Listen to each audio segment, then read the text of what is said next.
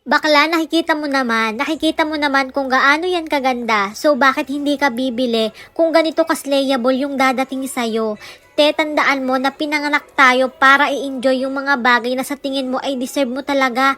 At isa na to doon. So bakit ka manghihinayang? Walang ganon, hindi ka marunong nun. Tsaka ang pagkakakilala ko sa'yo ay kung ano yung gusto mo, bibilhin mo. Di ba tama? Tama ako, di ba? Kaya go, bilhin mo na to. Ano ka ba? Huwag kang magpapilit, hindi bagay sa'yo. Pero ito bagay na bagay sa'yo. O di ba? Nai-imagine mo na agad kapag suot-suot mo to. Ano, ang ganda ba? Maganda syempre, kaya go!